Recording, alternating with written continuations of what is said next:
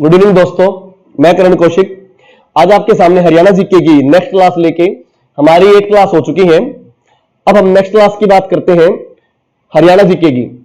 जैसा कि मैंने आप लोगों को बताया था, एक मिनट के लिए जी, जैसा कि मैंने आप लोगों को बताया कि हमारी हरियाणा जीके के साथ साथ नेशनल जीके चली हुई है। और आपको पहले ही एक बात, कुछ बच्चों के कमेंट आते थे कि एचसीएस से रिगार्डिंग हरियाणा सिविल सर्विसेज, पहले ये बताइए, वेलकम। अच्छा ये बताइए भाई, आवाज क्लियर है सभी को? एक बार आवाज के बारे में बताइए। आवाज वॉल्यूम क्लियर है भाई? वॉइस क्लियर है? ओके। दोबारा मैं एक बात फिर रिपीट कर रहा हूं जो मैंने कल कही थी, जिसकी जो भी कोई प्रॉब्लम हो वो लास्ट में 5-10 मिनट का सेशन रखा जाता है, डाउट सेशन, उसमें दीजिए। आप इस क्लास को ये मत मान के चलिए कि ये लाइव है और ये आपके इंटरनेट के थ्रू है, इसको आप क्लास की तरह समझ के चलिए। अब क्लास की तरह क्लास को लेके चलोगे तो डेफिनेटली इसका बेनिफिट आपको मिलेगा और एग्जाम ओरिएंटेड पढ़ाया जाएगा जो एग्जाम में आएगा, बिल्कुल टू बी स्पेसिफिक पढ़ाया जाएगा जो एग्जाम से रिलेटेड है। बीच में कोई भी बच्चे, ये मेरी रिक्वेस्ट है सभी से कि एग्जाम कब होगा कब नहीं होगा, ये वाले क्वेश्चन मत करो। इट मींस आपका लेक्चर की तरफ ध्यान ही नहीं है। किसी बच्चे को अगर आता हो तो मुझे बता दो, मैं थोड़ा और एक्स्ट्रा बता दूंगा, पर ये कि क्लास की तरफ आपका पूरा का पूरा ध्यान रहना चाहिए। भाई विद्यापीठ ने पहल की, मैं ये नहीं कहता और भी बहुत सारे चैनल होंगे जो आपको प्रोवाइड करते होंगे, फ्री ऑफ कॉस्ट लेक्चर देते होंगे, पर हमने तो स्पेसिफिकली सोच लिया था कि भाई हम अपने पब्लिकेशन के थ्रू तो बच्चों को बुक्स मिल रही हैं ताकि कोई भी किसी एकेडमी में जाने की रिक्वायरमेंट ना हो, एटलीस्ट गरीब बच्चा यहां पर आके तैयारी करे। हमें उस 200 कमेंट से मतलब नहीं है, हम उस एग्जाम के बाद उस कमेंट को जानना चाहते हैं। वो केवल जो बच्चा या कोई भी गर्ल गुड़िया ये हमें ये कमेंट करे कि मैंने केवल विद्यापीठ की ऑनलाइन क्लासेस ली और उन्हीं से मेरा सिलेक्शन हो गया, तब हमारा मकसद क्या होगा, पूरा होगा। सभी करते हैं भाई इसकी बात कि मैं ये करता हूं वो करता हूं। हम ये नहीं कह रहे कि हमने बहुत बड़ा परोपकार का काम किया है, पर मास्टर को रियलिटी में राम राम चाहिए, और वो राम राम तब मिलती है जब कोई भी बच्चा सिलेक्ट होता है। तो इसीलिए इन लेक्चर को पेशेंस रख के सुनो, ऐसे नहीं कि कोई लेट के सुन रहा है, कोई मजे ले रहा है, भाई ठीक है 3 से 4 भाई क्लास आती है उन्हें कर ले, ऐसे नहीं। इसको बिल्कुल पेशेंस के साथ सभी lecture with current affairs Pradeep पहल जी करा रहे हैं, हरियाणा भी करंट अफेयर्स भी करा रहे हैं। आप लोगों को उनकी इंपोर्टेंस नहीं पता, अभी डेली मेहनत करके पढ़ाए जाते हैं, अदरवाइज तो भी पब्लिकेशन है, केवल बुक निकाले और काम चल जाए। और हम ये भी नहीं कहते कि भाई हमारी बुक ही खरीदो, हमारी ये वो करो। अगर हमारे अंदर टैलेंट है तो आप जरूर खरीदोगे उस बुक को, अच्छा हम अगर खरीदने की कोशिश करेंगे। हम अच्छा नहीं करेंगे तो कोई भी नहीं खरीदेगा। इसीलिए हमने YouTube क्लासेस में केवल लेक्चर पे फोकस कर रहे हैं कि जल्दी से जल्दी और टाइमली आपका सिलेबस कंप्लीट कराया जाए। अब आपसे ये गुजारिश है, राम राम भाई सभी की, गुड इवनिंग टू एवरीवन, कि बस अब आप है ना लेक्चर पे फोकस करो। मैं पहली 5 मिनट आपको एचसीएस के बारे में ब्रीफ कर रहा हूं लिटिल बिट, जो आपकी प्रॉब्लम थी। पहली बात तो सुनिए, हरियाणा सिविल सर्विसेज में पहले जो क्वेश्चन आते थे हरियाणा जीके के 10 क्वेश्चन ही आते थे, 8 से 10। बट अभी क्या है, पहले रिसोर्स नहीं थे, वो क्वेश्चन कहां से डाले। अब हरियाणा बहुत ज्यादा वास्ट हो चुका है, हरियाणा का साइज में वही की वही है, परंतु हरियाणा पे रिसर्च काफी हो चुकी है, हरियाणा का मटेरियल ज्यादा आ चुका है। तो ये हरियाणा वाले स्टूडेंट्स के लिए प्रिविलेज है कि जो एचसीएस का एग्जाम भी होगा उसमें भी 20 से 25 क्वेश्चन किससे रिगार्डिंग आएंगे, हरियाणा जीके। अब दूसरी बात ये बोले कि भाई 20 से 25 जो क्वेश्चन आएंगे उसके लिए बच्चों की पूछा था प्रदीप सर से भी कि भाई अलग से हरियाणा जीके क्लास होगी। अलग से नहीं, ये जो हरियाणा जीके क्लास हो रही है इसमें हम लेवल 1, लेवल 2, लेवल 3 सभी लेवल क्रॉस कर रहे हैं। उसमें आपका इजिली आप 20 से 25 क्वेश्चन आप कर पाओगे। दूसरा, करंट अफेयर्स की जो क्लास है वो लेते रहो साथ में, और ये जो क्लास आपकी कन्वेंशनल हरियाणा जीके की वो लेते रहो। आपका आराम से एचसीएस के 20-25 क्वेश्चन हो जाएंगे। अपार्ट फ्रॉम दैट साइंस वाइंस और डिफरेंट हमारी क्लासेस लगती हैं, उनको भी देखो, ठीक है, आपका इजिली हो जाएगा। फाइन, अब हम स्टार्ट करते हैं अपना लेक्चर। चलिए भाई, जैसा कि मैंने बताया कल हम हर्षवर्धन के बारे में पढ़ रहे थे। हर्षवर्धन जो मैंने बताया, हर्षवर्धन जी अगर सम्राट, अगर वो पुलकेशिन द्वितीय के साथ वो युद्ध जीत जाते, ऐहोल अभिलेख वाला, तो हमारा उत्तरी भारत में हमारा जो सम्राट होते हर्षवर्धन जी, हरियाणा के सम्राट होते, बहुत बड़े सम्राट। हरियाणा में वास्तुकला का बहुत बड़ा निर्माण होता, हरियाणा बहुत समृद्ध होता। परंतु वो पुलकेशिन द्वितीय के साथ युद्ध हार गए तो दक्षिण में उनका विस्तार नहीं हो पाया। इसीलिए हरियाणा की वास्तुकला, जो हरियाणा के किले बिले इतने ज्यादा नहीं बन पाए, उसका हमें अफसोस रहेगा, काश वो जीत जाते। आगे फिर एक मौका आएगा हरियाणा के पास, जब मुगल साम्राज्य के दौरान हेमू 14वें विक्रमादित्य अकबर से हार जाएंगे। अगर हेमू जी भी जीते होते तब भी हरियाणा का विकास बहुत ज्यादा होता, क्योंकि हेमू जी भी कहां से थे, रेवाड़ी से। तो वो हर्षवर्धन इतने बड़े सम्राट थे, हरियाणा में जो कुछ था हर्षवर्धन जी का ही था। तो हम जानते हैं उनका प्रशासन कैसा था। अभी तक प्रश्न नहीं पूछा है प्रशासन से रिगार्डिंग, परंतु एचसीएस के पॉइंट ऑफ व्यू से प्रशासन से रिगार्डिंग जरूर क्वेश्चन पूछेगा। प्रशासन ये कम ही पढ़ाते हैं, मैं आपको प्रशासन पढ़ा रहा हूं कि हर्षवर्धन के समय प्रशासन क्या था। पहली बात, हर्षवर्धन ने जो सूबे हैं, जो स्टेट है, जैसे भी थानेसर एक स्टेट होगी, कन्नौज एक स्टेट होगी, सूबों को भुक्ति में बांटा था। तो पेपर में आ जाए भुक्ति क्या थी उस समय, सूबे को क्या कहते थे हर्षवर्धन के समय, भुक्ति। ठीक है भाई, सूबे को कहते थे भुक्ति। अगला आए, उस समय तहसील को क्या कहते थे। सूबे के अंदर तहसीलें होंगी, तहसील को कहते थे पाठक या पेट। बहुत इंपॉर्टेंट प्रश्न बनते हैं एचसीएस पॉइंट ऑफ व्यू से। सूबे को क्या कहते थे, भुक्ति, तहसील को क्या कहते थे, पाठक या पेट। क्यों इंपॉर्टेंट बनते हैं, ये आपके पीटी कन्वेंस की क्लास चल रही है, पेपर में आ जाए। एचसीएस पॉइंट ऑफ व्यू से हर्षवर्धन के प्रशासन का वर्णन कीजिए, explain the administration procedure of Harshvardhan the king empire. तो उसमें आपको ये पूरा का पूरा जो लेक्चर है 5-10 मिनट्स का, उसमें आप इजिली 5 या 10 मार्क्स का लिख सकते हो कि सूबे को किस तरह अरेंज किया, भुक्ति में, तहसील को किस तरह किया, पाठक या पेट। और ये पूछेगा सबसे बड़ी इकाई क्या थी राज्य की। राज्य की सबसे बड़ी इकाई थी सूबा, और राज्य की सबसे छोटी इकाई क्या थी, राज्य की सबसे छोटी इकाई थी गांव। तो गांव सबसे छोटी इकाई और सबसे बड़ी इकाई सूबा। फिर ये पूछता है हर्षवर्धन जी बहुत अच्छे सम्राट हुए हैं, हर्षवर्धन जी के समय टैक्स कितना था। हर्षवर्धन जी के समय टोटल उपजाऊ का, टोटल जमीन का 1/6 भाग किसके तौर पे लिया जाता था, टैक्स के तौर पर। ये बहुत इंपॉर्टेंट पॉइंट है। तो हर्षवर्धन जी के समय कितना टैक्स था, 1/6। बाद में अलाउद्दीन खिलजी वगैरह सल्तनत काल में ये टैक्स 1/2 तक पहुंच चुका था। तो हर्षवर्धन जी काफी कम टैक्स लेते थे। तो कहने का मतलब जनता उस समय खुश थी, समृद्ध थी, क्योंकि कम टैक्स देके 5/6 भाग किसके पास बच जाता था, जनता के पास। तो ये प्रश्न आएंगे किससे रिगार्डिंग, एडमिनिस्ट्रेशन से रिगार्डिंग। और आ जाए हर्षवर्धन के समय टैक्स किस टाइप के थे। 3 तरह के टैक्स विद्यमान थे, हिरण्य, भाग, बलि। हिरण्य कर, बलि कर, भाग कर। अब समझिए ध्यान से, हिरण्य कर क्या होता था।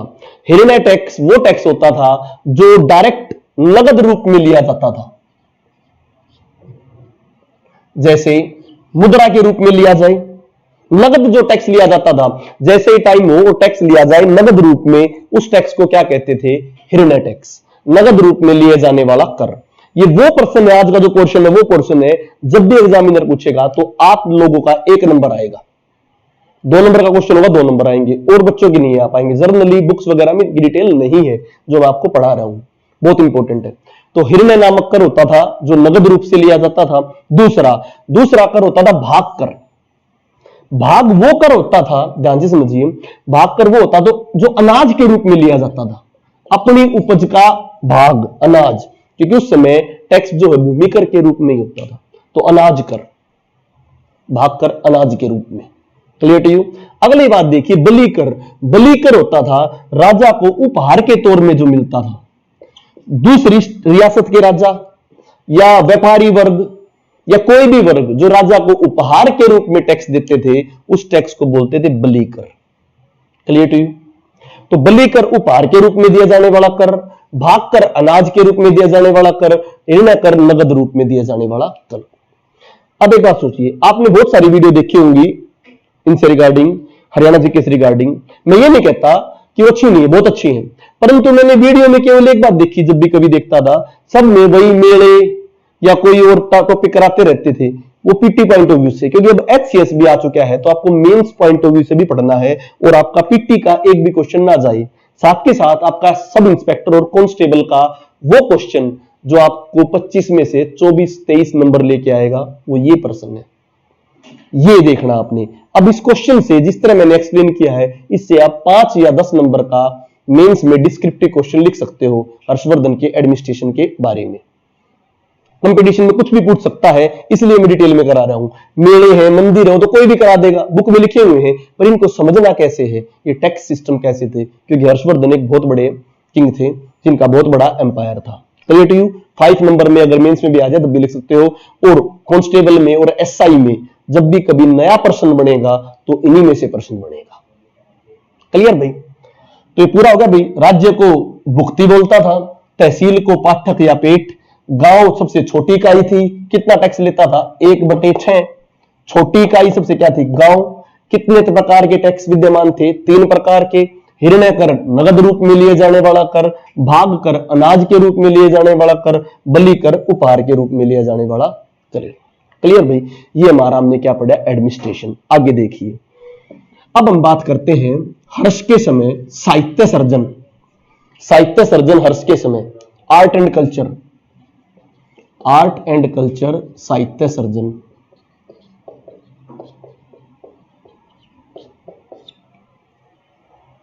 हाँ मंजीत दलाल जी, क्या आपका क्या क्वेश्चन है? क्या समझ में नहीं आया आपको?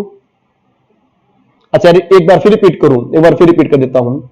हर्ष के समय प्रशासन की सबसे बड़ी इकाई भुक्ति थी, भुक्ति। तहसील को पाठक या पेट कहते थे। सबसे छोटी इकाई गांव थी। टैक्स के रूप में टोटल उपज का 1/6 भाग लेते थे।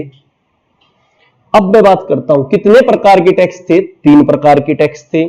हिरण्य कर नगद रूप से लिए जाने वाला कर मुद्रा के तौर पर।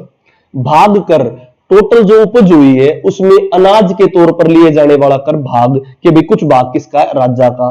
बलि कर राजा को उपहार के रूप में दिए जाने वाले कर को क्या बोलते थे? बलि कर। Clear to you? अब हम बात करते हैं हर्ष के समय साहित्य सर्जन। चलो उससे पहले एक पॉइंट और रहता है थोड़ा एडमिनिस्ट्रेशन में। हर्ष के समय महत्वपूर्ण व्यक्तित्व,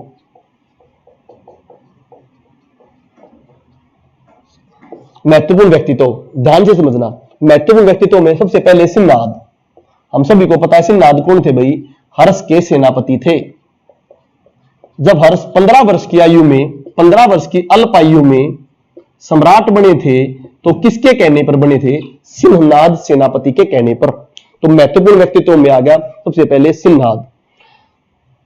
सिंहनाद भाई सेनापति के कहने पर, सिंहनाद सेनापति के कहने पर 15 वर्ष की अल्प आयु में क्या बने थे? वो हमारे क्या बने थे?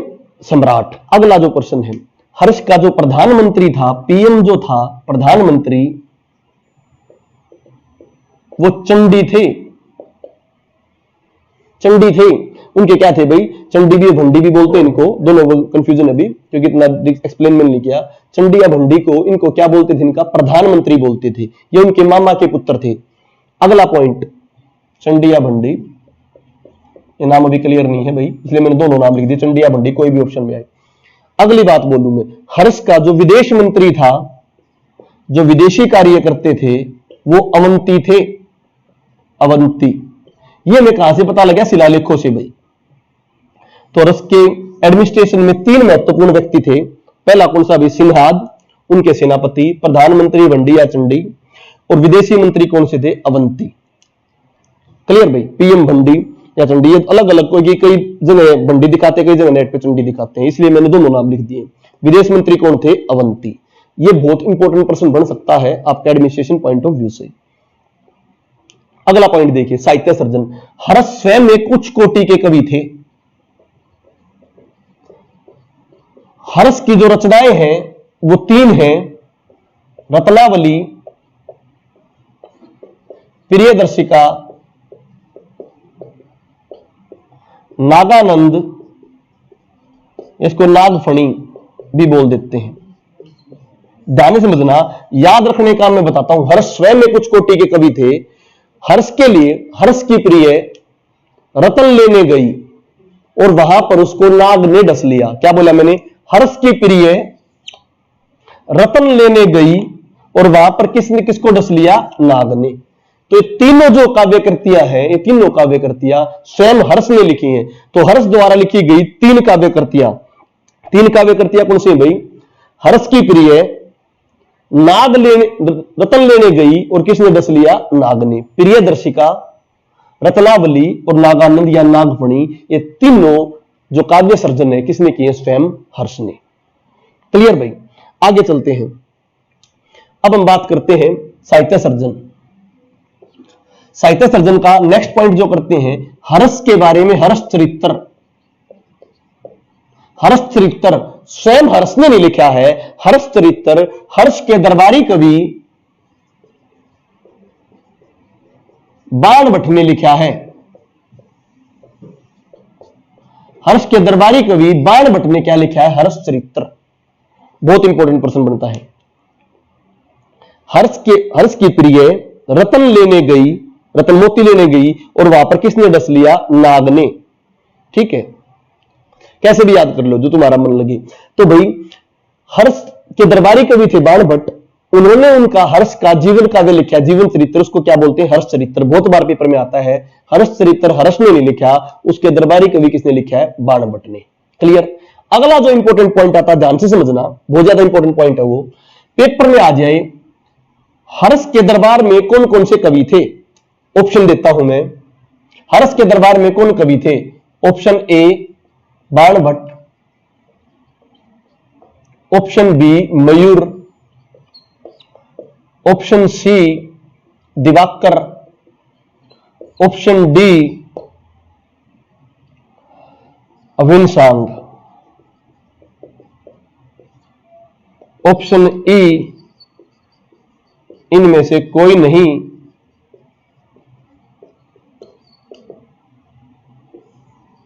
ऑप्शन एफ सभी। ध्यान से आंसर दो भाई, ध्यान से आंसर दिए भाई। हर्ष के दरबार में कौन कौन से कवि थे? अंकित कुमार ओल, और बताइए भाई।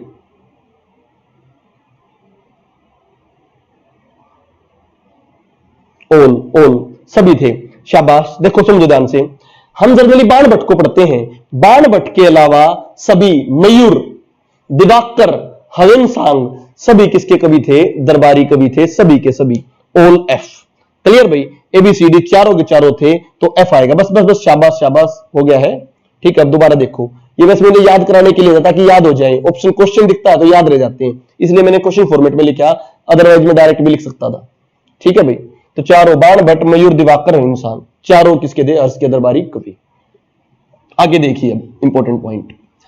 अब हर्ष के आर्ट एंड कल्चर में आता है, हर्ष के क्या साक्ष्य मिले हमें? हर्ष के समय की हमें ताम्र मुद्राएं मिली है। हर्ष के समय की ताम्र मुद्राएं मिली हैं, कहां पर मिली हैं? सोनीपत। तो हर्ष के समय की ताम्र मुद्राएं कहां पर मिली हैं? सोनीपत। Clear to you? ये हमारा हर्ष के बारे में, हमारा दरबारी कवि हर्ष के संबंधित सारे क्वेश्चन हमारे हो चुके हैं। ठीक है, बस अभी छोड़ो उसको, देखो लेक्चर में भाई। ठीक है, अब कुछ बातें और है हर्ष से संबंधित, वो थोड़ा ध्यान रखना है। हविनसांग, पहली बात, हविनसांग क्या था? चीन के राजा के दूत थे, जिनको 630 ईस्वी में दूत बनाकर भारत भेजा।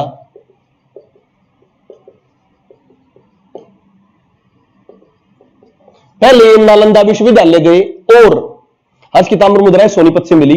630 में चीन के राजा ने दूत बनाकर भेजा। फिर ये 634 से लेकर, बहुत इंपॉर्टेंट है, 644 ईस्वी तक हर्ष के दरबार में रहे। तो हविनसांग जी 634 से लेकर 644 के बीच में कहां पर रहे? हर्ष के दरबार में रहे। और इंपॉर्टेंट बात है, ध्यान से देना, इन्होंने यहां पर पुस्तक लिखी, उस पुस्तक का नाम है CU की, जिसका हिंदी में वृत्तांत है पश्चिमी जगत का वृत्तांत।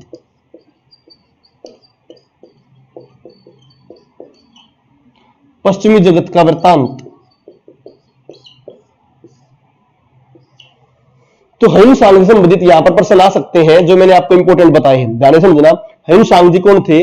चीन के राजा के दूत के रूप में आए, 630 ईस्वी में भेजे, कुछ समय के लिए नालंदा विश्वविद्यालय में रहे। फिर उन्होंने हर्ष के दरबार में 634 से 640 के अराउंड आए, हर्ष के दरबार में आए और फिर इसके बाद ह्वेनसांग जी ने पुस्तक जो लिखी वो क्या लिखी, सी यू की। और इसका हिंदी मतलब क्या, पश्चिमी जगत का वृतांत। ये बहुत बार प्रश्न आता है, इसको आप ध्यान से कर लीजिए, सी यू की। ये हमारा किसके बारे में हुआ, ये हर्षवर्धन के बारे में भी थी, उस समय में भारत का वृतांत भी था। पेपर में सी यू की किससे संबंधित थी, भारत के वृतांत से संबंधित भी थी और हर्षवर्धन के दरबार के बारे में संबंधित थी। बौद्ध धर्म से रिलेटेड ये पुस्तक थी। क्लियर भाई। अब इसको हम करते हैं रब। अब जैसे हर्ष का एंड होता है, अब समझना, फिर इतिहास में हलचल मचेगी जब हर्ष का एंड होगा। हर्षवर्धन का एंड हुआ 647 ईस्वी में। अब क्या होगा देखो ध्यान से। हर्षवर्धन जो थे वो कन्नौज के शासक थे। अब पहले थानेसर था, फिर कहां पर राजधानी होगी, कन्नौज। उत्तरी भारत में, ध्यान समझना, इस उत्तरी भारत में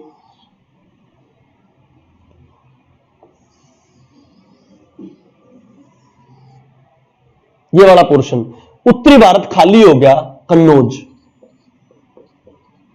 हर्षवर्धन की जब क्या हुई, मृत्यु। अब क्या है, कन्नौज के लिए 3 राजवंशों ने लड़ाई लड़ी। वो लड़ाई क्या लड़ी, 3 राजवंशों ने, जाने समझिए। 3 राजवंशों ने क्या लड़ाई लड़ी कन्नौज के लिए। सबसे पहले इस तरफ यह आपका राजस्थान, हरियाणा, मध्य प्रदेश, इस वाले इलाके में थे प्रतिहार, इस वाले इलाके में थे बिहार, उड़ीसा, बंगाल, इस वाले इलाके में थे पाल वंश। और यहां पर महाराष्ट्र, आंध्र प्रदेश जो आज वर्तमान में है, इस वाले इलाके में थे राष्ट्रकूट। इन 3 राजवंशों ने कन्नौज के लिए क्या लड़ी, लड़ाई। 3 राजवंशों ने किसके लिए लड़ाई लड़ी, कन्नौज के लिए। तो कन्नौज खाली हो गया हर्षवर्धन की मृत्यु होने के बाद। तो यहां पर 3 राजवंश हुए। कौन सा राजवंश, प्रतिहार जो कहां पर था, हरियाणा, राजस्थान, मध्य प्रदेश। राष्ट्रकूट जो कहां पर था, महाराष्ट्र, आंध्र प्रदेश।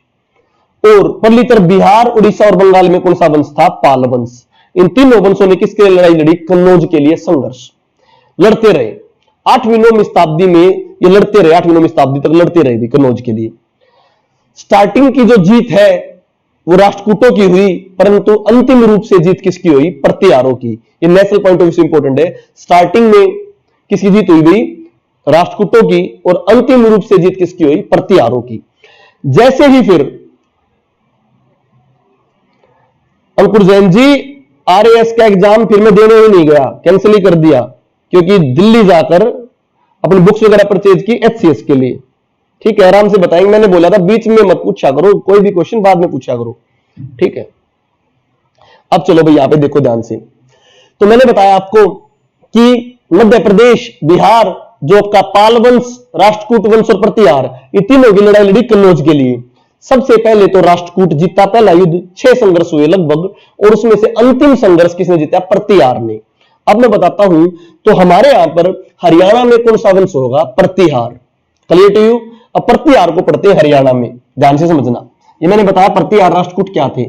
प्रतिहारों को हम बोलते हैं गुज्जर प्रतिहार। क्या बोलते हैं प्रतिहारों को, गुज्जर प्रतिहार, ध्यान से समझना।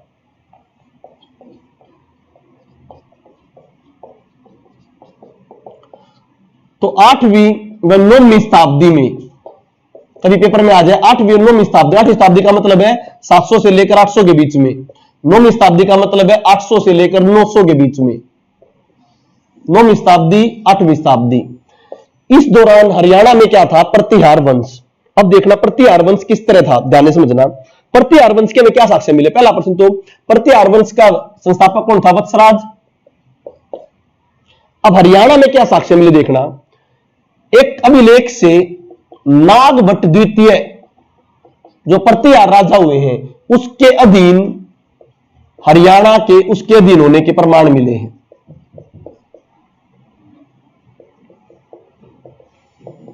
तो पेपर में आ जाता है किस प्रतिहार राजा के अधीन होने के प्रमाण मिले हैं? नागभट्ट द्वितीय। क्लियर भाई? तो किस प्रतिहार राजा के अधीन होने प्रमाण मिले? नागभट्ट द्वितीय। अगला प्रश्न आता है, और किस प्रतिहार राजा के 835 वगैरह के राउंड हमारे यहां पर राजा मिहिर भोज का शिलालेख मिला है पेवा में, और उस शिलालेख में बताया है कि पेवा एक व्यापारिक केंद्र होता है और मूल रूप से किसका व्यापार होता था? घोड़ों का।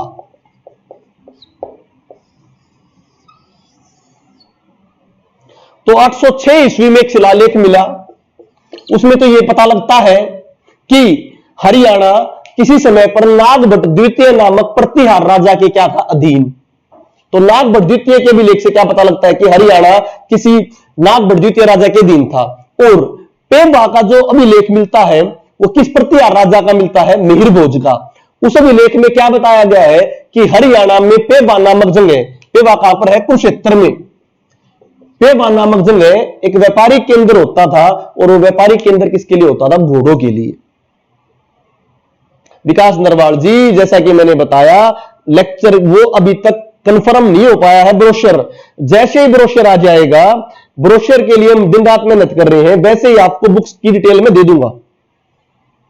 ठीक है, अभी यहां पर फोकस करो। ये एचसीएस में 25 नंबर की आएगी हरियाणा जीके, और मैं बिल्कुल एचसीएस पॉइंट ऑफ व्यू से करा रहा हूं। एचसीएस, एसआई, कांस्टेबल सभी पॉइंट ऑफ व्यू से करा रहा हूं, लेवल बाय लेवल। तो इसे फोकस करो। जैसे पेपर में आ जाएगा किस राजा के साक्ष्य मिले? मिहिर भोज। ये आपका एसआई लेवल का। मिहिर भोज के साक्ष्य कहां मिले? पेवा में। ये आपका एसआई और कांस्टेबल लेवल का। और उस साक्ष्य में क्या मिले? ये बताते हैं कि हरियाणा में पेवा एक व्यापारिक केंद्र था, और किसका व्यापारिक केंद्र था? घोड़ों का। ये एचसीएस पॉइंट ऑफ व्यू से। तो मैं सारे लेवल आपको इस वीडियो में करा रहा हूं, तो इसके ऊपर फोकस करो थोड़ा। क्लियर? तो भाई दो शिलालेख मिले भाई, गुर्जर प्रतिहार वंश के 2 शिलालेख मिले। पहला शिलालेख तो किसका मिला? नागभट्ट द्वितीय का, उसके अधीन होने के प्रमाण मिलते हैं। दूसरा शिलालेख मिला राजा मिहिर भोज का, उसके बारे में क्या पता लगता है? 36 ईस्वी के राउंड कि पेवा कुरुक्षेत्र में ये शिलालेख मिला। इसमें पता लगता है कि पेवा कुरुक्षेत्र एक व्यापारिक केंद्र था, और किस चीज के लिए व्यापार के लिए फेमस था? घोड़ों के व्यापार के लिए क्या था? फेमस था। क्लियर भाई? ये हमने बताए गुर्जर प्रतिहार के समय के अभिलेख। एक और अभिलेख मिलता है गुर्जर प्रतिहार के समय, वो बहुत इंपॉर्टेंट है। एक अभिलेख और मिलता है अग्रवा में। इस अभिलेख में 7 स्वर मिलते हैं, 7 स्वर, सारे गामा पादा निसा। तो पेपर में आ जाए सारे गामा पादा निसा, जो स्वर मिलते हैं 7 स्वर, वो कौन से अभिलेख से मिलते हैं? अग्रवा अभिलेख। अग्रवा अभिलेख कहां पर है भाई? हिसार में। और ये किस समय का है? गुर्जर प्रतिहार के समय का। ऋतु जी, नागभट्ट द्वितीय के शिलालेख से हमें पता लगता है कि हरियाणा किसी नागभट्ट द्वितीय नामक प्रतिहार राजा के अधीन था। और मिहिर भोज के अभिलेख से यह पता लगता है कि पेवा में एक व्यापारिक केंद्र था, और किसके लिए था? घोड़ों के लिए। और प्रतिहार वंश का एक और अभिलेख मिला है, वो कौन सा है? अग्रवा में। कहां पर? हिसार, जहां पर क्या है? 7 स्वर, सारे गामा पादा निसा। सभी बच्चों से मेरी रिक्वेस्ट है कि 3 बजे ऑनलाइन हो जाए। और मैं हमेशा लिंक करके पढ़ाता हूं। अगर आप 3:30 बजे आओगे तब तक की नेशनल जीके जा चुकी होगी, और आपको केवल फैक्ट मिलेंगे। प्लीज रिक्वेस्ट है 3 बजे आ जाया करो। और सभी, पहली बात तो सभी मुझे कंफर्म बताओ कि सभी कितने बच्चे एक्टिव हैं। सभी सब्सक्राइब करो जिन्होंने सब्सक्राइब नहीं किया है, ताकि मुझे पता लगता रहे कितने बच्चे हैं। सब्सक्राइब करो सभी, और लाइक और डिसलाइक करो, ताकि मुझे पता लगे कितने बच्चे अभी एक्टिव, कितने इनएक्टिव हैं। नहीं समझ में आए डिसलाइक करो, समझ में आए लाइक करो, जल्दी करो, ताकि मुझे पता तो लगता रहे कितने बच्चे बाद में ज्वाइन करे हैं, ताकि मैं स्टार्टिंग में देख लूं कि भाई लेट अस सपोज स्टार्टिंग में 150 बच्चे ऑनलाइन हैं, बाद में कितने बच्चे नए आते हैं, ताकि मैं रिपीट कर दूं। जैसे ही आप वीडियो पे आते हो उसी टाइम, मैं नहीं कह रहा कि लाइक सब्सक्राइब कराने के लिए बोल रहा हूं, ताकि मुझे आइडिया हो जाए कितने बच्चे ने बाद में ज्वाइन करे हैं। तो करो भाई जी, सभी बच्चे जिन्होंने लाइक नहीं किया वो लाइक करो, और सब्सक्राइब करो जिन्होंने सब्सक्राइब नहीं किया।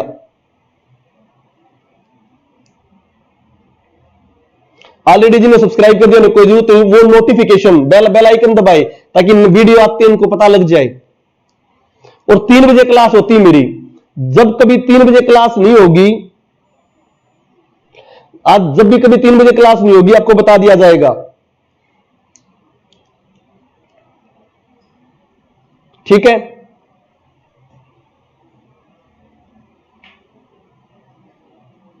क्लियर भाई?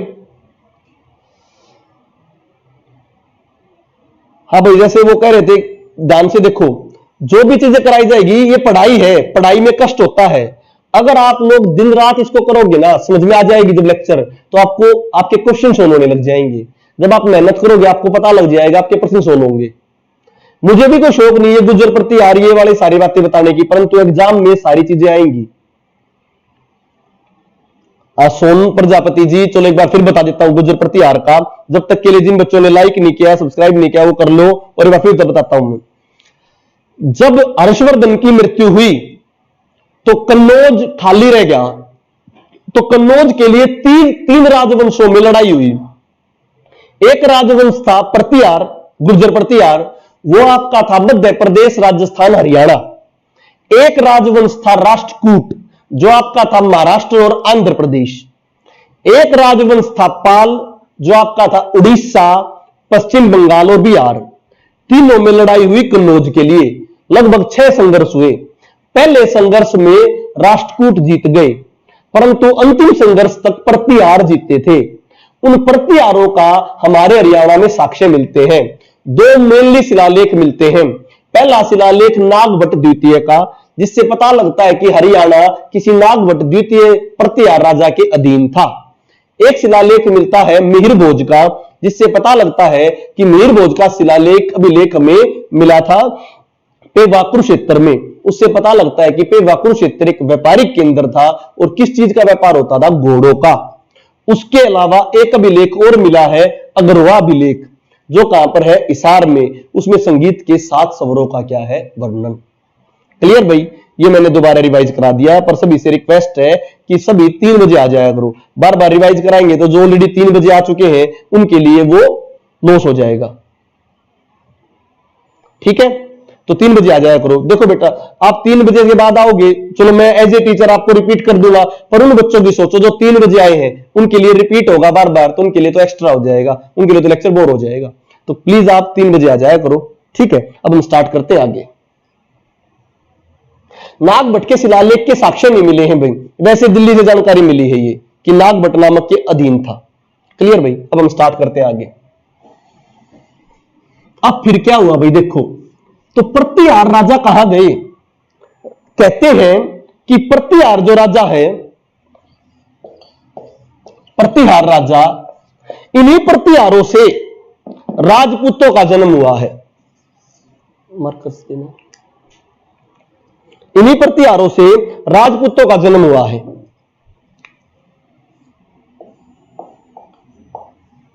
राजपूतों के जन्म से संबंधित बहुत सारे तथ्य हैं। कर्नल देखो, जैसे चंद्रप्रदायी, जो चंद्रप्रदायी जो थे पृथ्वीराज चौहान के दरबारी कवि, वो कहते हैं राजपूत जो है गुरु वशिष्ठ के अग्निकुंड से पैदा हुए हैं। जो वहां के लोकल साहित्यकार है वो इस बात को सच भी मानते हैं कि जो राजपूत है वो सारे जो गुरु वशिष्ठ उसके अग्निकुंड से पैदा हुए। परंतु जो मेन जो तथ्य दिया है वो कर्नल जेम्स टॉड ने दिया है। कर्नल जेम्स टॉड, इन्होंने कहा है कि राजपूत जो है बाहर की हुण प्रजाति और अपने यहां की देसी प्रजाति, इनकी मिश्रित प्रजाति है। तो इनकी हुण प्रजाति और देसी प्रजाति की मिश्रित प्रजाति है, इनसे राजपूत पैदा हुए हैं। तो हम किसी भी अगर साक्ष्य को माने तो ये ज्यादा साक्ष्य ज्यादा रेलेवेंट शो करता है। और इन मुख्यतः 4 जाति फेमस हुई हैं, जैसे प्रतिहार, परमार, चौहान, सोलंकी। ये 4 प्रजातियां फेमस हुई हैं। प्रतिहार, परमार, चौहान, सोलंकी, राजपूतों की ये 4 प्रजाति फेमस हुई हैं। अब मैं बात करूं तो प्रतिहारों का एंड होता है, उनसे राजपूत पैदा होते हैं। अब वो राजपूत किस तरह भारत में फैलते हैं, किस तरफ हरियाणा में राजपूतों का सिस्टम आता है, ध्यान से समझिए। ध्यान से समझिए भाई। राजपूत दिल्ली की तरफ, दिल्ली महेंद्रगढ़, ध्यान देना, दिल्ली महेंद्रगढ़ गुड़गांव, दिल्ली महेंद्रगढ़ गुड़गांव चंद्रप्रदाय का जन्म भाई हिसार से मानते हैं। चंद्रप्रदाय का जन्म हिसार से मानते हैं नीलेश जी, ठीक है। अब मैं बात करता हूं दिल्ली गुड़गांव महेंद्रगढ़ में राजपूतों की एक शाखा परमार तोमर आके बसे। बाद में 4 राजपूतों से और शाखाएं बनी। तो दिल्ली गुड़गांव महेंद्रगढ़ में किन शासकों का वर्णन मिलता है? तोमर शासकों का। और मैं बात करूं राजस्थान के अजमेर में, अजमेर के पास राजस्थान में चौहानों का साक्ष्य मिलता है। इन्हीं चौहानों के साक्ष्य में से अजय राज ने, एक राजा चौहान थे, अजय राज ने अजमेर नामक नगर बसाया था। तो ध्यान से समझना। तो मैं बोल सकता हूं प्रतिहारों के बाद हरियाणा में किसका शासन था? तोमरों का। तोमर कहां का विद्यमान थे? महेंद्रगढ़ गुड़गांव दिल्ली में तोमरों के साक्ष्य मिलते हैं। तो हरियाणा में प्रतिहारों के बाद कौन से आए? तोमर। और चौहान कहां पर थे? चौहानों में अजय राज ने कहां बसाया था? अजमेर। अब फिर क्या बात हुई उसके बाद ध्यान से समझिए। इन चौहानों में से एक शासक थे अर्णोराज। उस अर्णोराज ने तोमरों के गोपाल राजा के साथ क्या किया? युद्ध। ये दिल्ली गुड़गांव फरीदाबाद ये सारे क्या थे? यहां पर तोमर थे। तो यहां के इन चौहानों के अर्णोराज ने तोमर शासकों के गोपाल से युद्ध किया और गोपाल को क्या कर दिया? हरा दिया। तो बताइए दिल्ली पर तोमरों का शासन क्या हो गया? खत्म। और दिल्ली पर किसका शासक हो गया? चौहानों का। तो पेपर में बहुत इंपॉर्टेंट प्रश्न आता है, पहली बार किस चौहान शासक ने दिल्ली पर आक्रमण किया? तो आंसर क्या आएगा? अर्णोराज। हां, तोमर राजपूत थे भाई, तोमर राजपूत थे उस समय के, ठीक है संदीप कुमार जी। तो पेपर में आ जाए सबसे पहले किस चौहान शासक ने तोमर पर अटैक किया? अर्णोराज ने। किस तोमर शासक को हराया? गोपाल को। तो अर्णोराज ने पहले दिल्ली पर अटैक किया। क्लियर भाई। अब हम बात करते हैं आगे। फिर क्या हुआ? दिल्ली पर अटैक करने के बाद चौहानों के एक बहुत ही बड़े राजा हुए। उस राजा का नाम था बिसलदेव, जिनको हम बोलते हैं विग्रहराज चतुर्थ। इसने फिर दिल्ली से आगे बढ़कर हासी, हिसार, रोहतक, करनाल, आगे हिमाचल तक, हरियाणा से लेकर हिमाचल तक, कंप्लीट हरियाणा प्लस हिमाचल तक किसका शासन चलाया? चौहानों का। तो पेपर में आ जाए हरियाणा में वास्तविक शासक, हरियाणा में जो वास्तविक शासक है चौहानों का वो कौन था? बिसलदेव विग्रहराज चतुर्थ वास्तविक शासक। या पेपर में आ जाए चौहानों की तरफ से ज्यादातर युद्ध किसने लड़े? बिसलदेव विग्रहराज चतुर्थ ने। इसने तोमरों का बिल्कुल क्या कर दिया? विनाश। तो तोमरों का विनाशक, तोमरों का विनाशक किसको कहा जाएगा? अर्णोराज को नहीं, किसको कहा जाएगा? बिसलदेव को। अर्णोराज ने तो केवल पहली लड़ाई लड़ी थी, तो पहली लड़ाई लड़े तो अर्णोराज, परंतु ज्यादातर लड़ाई लड़े तो बिसलदेव विग्रहराज चतुर्थ। केवल उस समय चौहानों का आधिपत्य हरियाणा तक था या हिमाचल तक भी पहुंच चुका था? हिमाचल तक भी। इसीलिए बहुत इंपॉर्टेंट पॉइंट, इसीलिए इसको बिसलदेव को हिमाचल पर्वत भूमि का शासक बोलते हैं। हिमाचल पर्वत भूमि का शासक बोलते हैं। तो पेपर में आ जाए हिमाचल पर्वत भूमि का शासक किसे बोलोगे? बिसलदेव को, विग्रहराज चतुर्थ को। क्लियर भाई। तो पहली लड़ाई तो लड़ी अर्णोराज ने, परंतु ज्यादा लड़ाई किसने लड़ी? बिसलदेव विग्रहराज चतुर्थ। मैंने बहुत पहले पढ़ाया था आपको टोपरा का अभिलेख, याद करो टोपरा का अभिलेख। टोपरा के अभिलेख में भी, टोपरा के अभिलेख में मैंने बताया सम्राट अशोक से संबंधित था, परंतु टोपरा के अभिलेख में इस बिसलदेव का भी वर्णन है। इसका क्या वर्णन है? मलेच्छों का नाशक। इसने हिमाचल और हरियाणा में एक मलेच्छी प्रजाति थी, उसका क्या किया था, एंड। तो टोपरा के अभिलेख में बिसलदेव का भी वर्णन है और उसमें उसको क्या कहा गया है, मलेच्छों का विनाशक। चौहान वंश कब से कब तक था, चौहान वंश आपका आया था अराउंड 12वीं शताब्दी, मतलब 11वीं शताब्दी के अराउंड, 11वीं से 12वीं शताब्दी तक क्या रहा था आपका चौहान वंश। तो टोपरा के अभिलेख में अशोक के साथ साथ अशोक प्लस बिसलदेव का वर्णन है। मैंने पहले भी समझाया था, टोपरा का अभिलेख है सम्राट अशोक के लिए, परंतु उसमें साथ ही साथ किसका वर्णन भी है, बिसलदेव का। और बिसलदेव को क्या कहा गया, मलेच्छकों का शासक। क्लियर भाई, दोबारा एक बार रिवाइज करा देता हूं सारा, ये ज्यादा नाम हो गए हैं, ध्यान से समझो। प्रतिहारों के बाद हरियाणा में किसका शासक हुआ, तोमरों का। तोमरों को किसने हराया, चौहानों ने। चौहानों के किस राजा ने हराया, सबसे पहले चौहानों के राजा अर्णोराज ने। किस तोमर को हराया, गोपाल को। फिर अगर मैं बात करूं उसके बाद, जब उसको हराने के बाद फिर वहां पर चौहानों का शासक आया बिसलदेव। बिसलदेव ने संपूर्ण हरियाणा से तोमरों को हटा दिया, तो तोमरों का विनाशक के रूप में जाना जाएगा, तो कौन जाना जाएगा, बिसलदेव। बिसलदेव का वर्णन और कहां पर भी मिलता है, बिसलदेव का वर्णन टोपरा के विलेख में मिलता है। टोपरा का विलेख मूल रूप से अशोक के लिए है, परंतु उसमें बिसलदेव की विजय का भी वर्णन है। क्या वर्णन है, बिसलदेव की विजय का वर्णन है मलेच्छकों का शासक। मैंने पहले ही क्लियर कर दिया था, टोपरा का विलेख अंबाला में नहीं है, टोपरा का विलेख कहां पर है, यमुनानगर में। ये पहले ही मैंने क्लियर कर दिया था, इसीलिए बिसलदेव का सत्ता वहां पर रही। इस प्रकार हमने यहां पर बिसलदेव तक पढ़ा। ठीक है भाई अब मैं बात करता हूं, रादौर तहसील में यमुनानगर में है टोपरों का विलेख। ये मैंने पढ़ा किस प्रकार तोमरों का नाश हुआ और किस प्रकार चौहान हरियाणा में आए। चौहानों में बिसलदेव विग्रह चतुर्थ को हिमालय पर्वत भूमि का शासक बोलते हैं। अर्णोराज से संबंधित केवल एक प्रश्न आता है कि पहला चौहान जिसने दिल्ली पर अटैक कराया वो कौन सा था, अर्णोराज। परंतु वास्तविक शासक कौन था, बिसलदेव विग्रहराज चतुर्थ। ठीक है, नेशनल लेवल पर चौहानों की तरफ से लड़ाई लड़े तो क्या आंसर रहेगा, आंसर रहेगा आपका बिसलदेव विग्रहराज चतुर्थ। क्लियर भाई, संदीप नंदा जी ने बहुत अच्छा प्रश्न पूछा, नेशनल लेवल पर चौहानों की तरफ से ज्यादा लड़ाई लड़ने वाला कौन है, शाबाश संदीप नंदा जी, एक्सीलेंट। ऐसे प्रश्न पूछे संदीप नंदा ने पूछे, नेशनल लेवल पर ज्यादा लड़ाई लड़ने वाला चौहानों की तरफ से आएगा बिसलदेव विग्रहराज चतुर्थ, जिसका वर्णन टोपरा के विलेख में मिलता है। टोपरा का विलेख रादौर तहसील यमुनानगर। बिसलदेव विग्रहराज चतुर्थ को ही हिमालय पर्वत भूमि का शासक बोलते हैं, मलेच्छकों का विनाशक बोलते हैं, तोमरों का विनाशक बोलते हैं।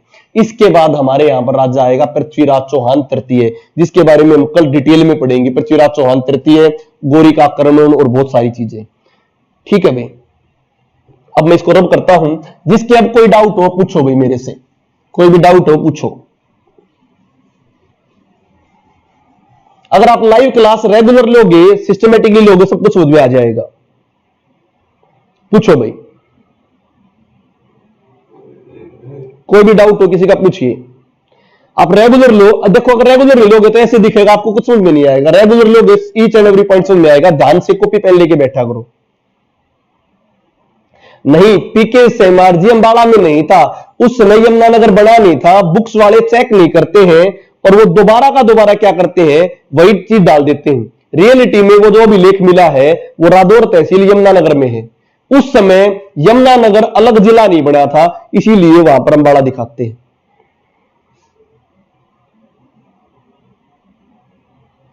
अच्छा, पंकज सिंह जी ने एक एडवाइस दी है, बच्चों के सामने बोल रहा हूं। शाबाश पंकज जी, आपने मेरे बारे में सोचा कि जो बच्चे रिपीट करने के लिए बोलते हैं उनको एडवाइस करो दोबारा वीडियो देख ले। मैं ये एडवाइस करने की बजाय ये एडवाइस करता हूं कि कृपया आप 3 बजे आ जाओ और कॉपी पेन साथ लेके बैठो, तो रिपीट करने की जरूरत ही नहीं पड़ेगी। सर 7 क्लासेज और 3 क्लासेज नहीं मिल रही, आप उसमें एक किया करो, फिर विद्यापीठ टाइम करण कौशिक सर क्लासेज डाला करो, उस लाइव क्लासेज, उससे आ जाएंगे सारी क्लास।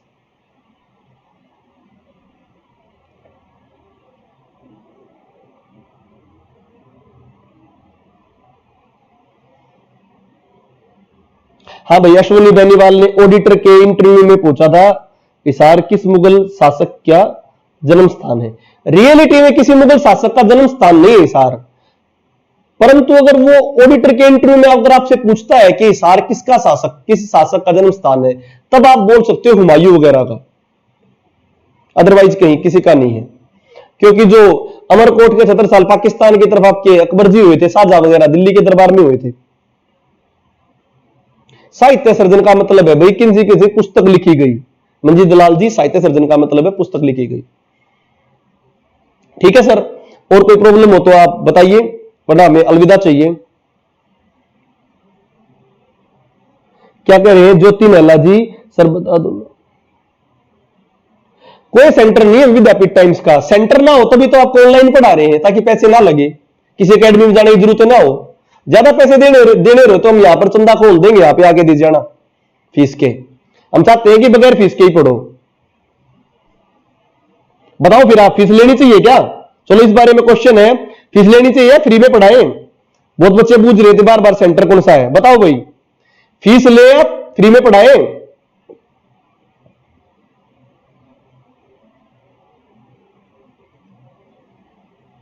हाईवे की वीडियो जरूर बनाएंगे। पहले मेरी बात का जवाब नहीं दिया। बार बार आप लोग पूछते हो कि आपका सेंटर कौन सा, सेंटर कौन सा है। मैंने बोला हम फ्री में यहां पे पढ़ा रहे हैं, सेंटर की क्या जरूरत है? और फिर भी आपने फीस देनी हो तो बताओ। सी सेट के बारे में कंप्लीट बताएंगे आपको, सी सेट क्या है।